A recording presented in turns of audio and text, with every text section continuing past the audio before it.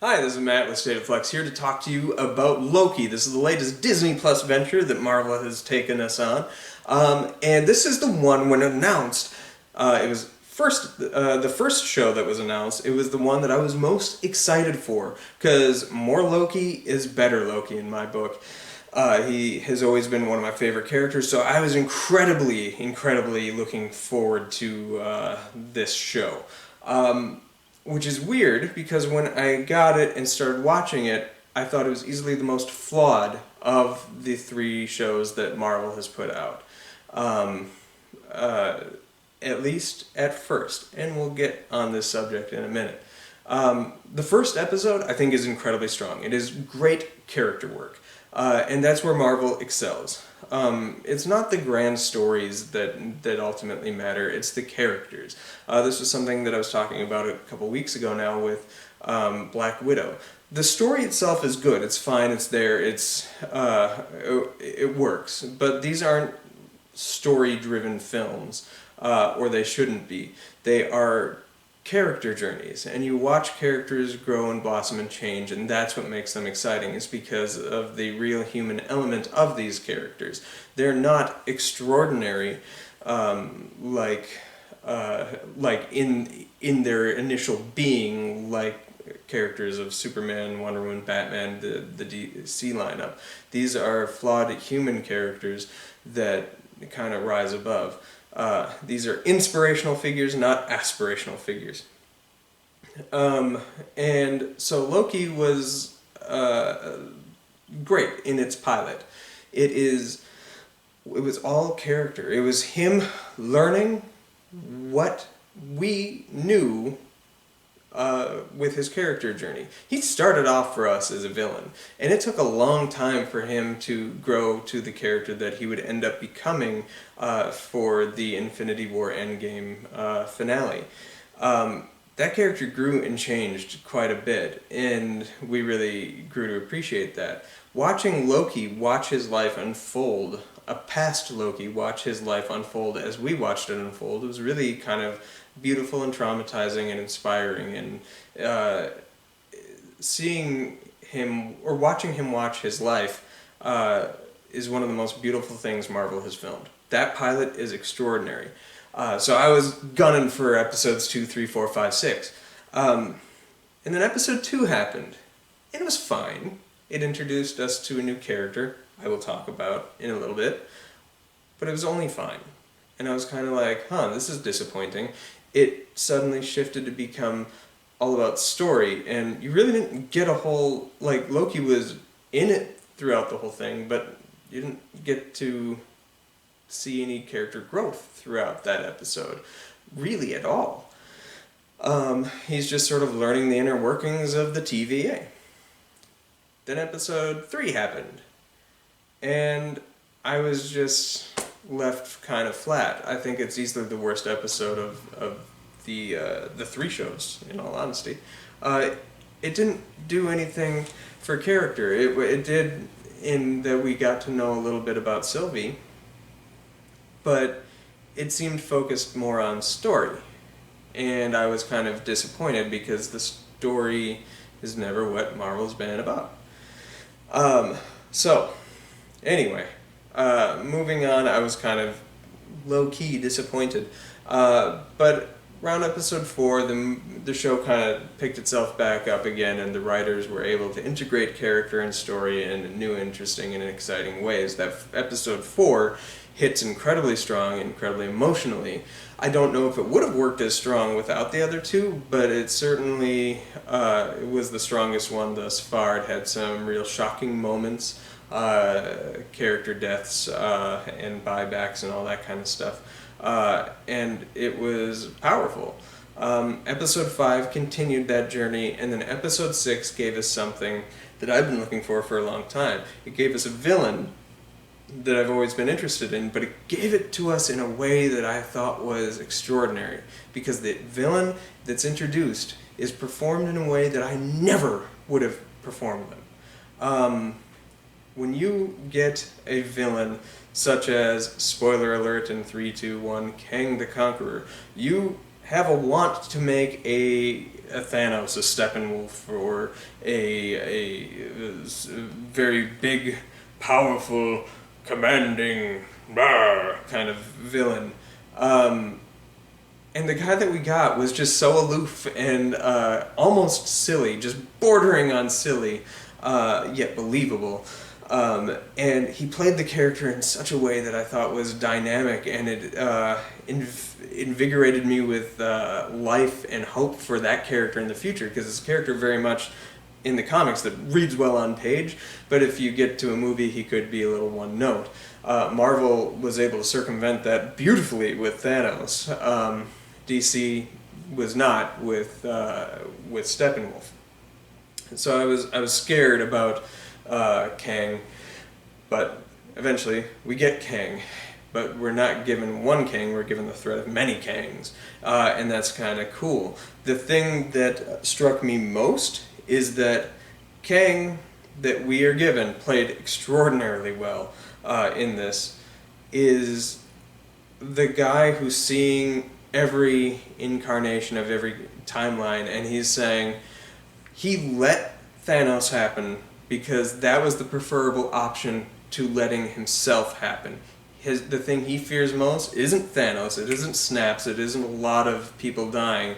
It is himself and what he knows he is capable of in alternate variants. That is captivating, and that has me excited as hell for the future. And if this dude is going to continue to play this character in many different incarnations and variants, I can't wait to see, from an actor level, what he can do with that by playing a sort of new character every time we see him, theoretically, if not the big bad that eventually he will become. That's exciting. From a writer's standpoint, that sounds like a nightmare, and I wouldn't want to be the writers trying to write different variants of the same character, but dear God, bring it to me, I'm excited. Let's backtrack a little bit and talk about Sylvie, the variant of Loki. I was insanely excited about the concept of a female Loki, and when I saw her and stuff, I was a little unsure if that even was a variant of Loki, just because like Lokis in the comics have been female, but they've always had the long dark hair. They've kind of looked more like Hela, honestly, than this Loki did. So I was kind of like a little like, in episode 2. But once we actually get to meet her in episode 3, and especially 4, that actress is tremendous. She should get an Emmy nomination for her work in this show. She is so good, and she steals the show from our Loki, Tom Hiddleston, and that is no easy feat, because he was the strongest thing in the first Avengers movie. He was the strongest thing in Thor: The Dark World. He was honestly the strongest thing with the first Thor movie. And he has some of the greatest moments in Thor Ragnarok, and he has a pretty challenging death scene in Infinity War. Stealing a scene away from an actor that's so captivating as he is truly impressive. This woman is extraordinary. I love this character of Sylvie. And the other character I genuinely loved is the character played by Owen Wilson. His name escapes me right now. But I'm not a huge Owen Wilson fan. I think he kind of plays the same character over and over again, and he didn't here. He is really quite good in this show. He was one of my favorite elements of it, and I can't wait to see that character move on in the show as it continues. And that said, this is the first time that Marvel has made a show that plans to continue, whereas WandaVision is clearly its own singular storyline meant to continue later in features. And Captain America, Falcon and the Winter Soldier is also going to either continue on in the features or rebrand itself as Captain America and the Winter Soldier, or possibly even just carry on with the Winter Soldier, because I know that they announced a Cap movie featuring Sam. But anyway, this is the first time that we are promised more of a show, and the ending of this is really interesting in that the timeline starts splintering off. That's kind of cool. Can't wait to see what they do with that. That said, this could be the moment that Marvel gets way in over their head in their own shit and lore, as it happened in the comics, for both DC and Marvel, for that matter. But the plausibility of having good storylines to carry on is there. The plausibility of not having to lock actors into roles for the future is there. So if they want to tell more stories with Iron Man as a Tony Stark Iron Man, they can, because Robert Downey Jr. doesn't have to play him, just as the variants of Loki that we got are every bit as captivating as Loki. As you see with that 5th episode, there's a dramatic moment, a dramatic death in that fifth episode that's pretty powerful, and that's the only episode we ever meet that character. They don't have to lock actors in anymore. And we know that Doctor Strange is dealing with the multiverse of madness, at least the title suggests it is. I don't know if that's going to tie into this or not, and there's a lot of speculation that the Spider-Man movie that's coming out in a mere 5 months will do the same. I guess time will tell with that one.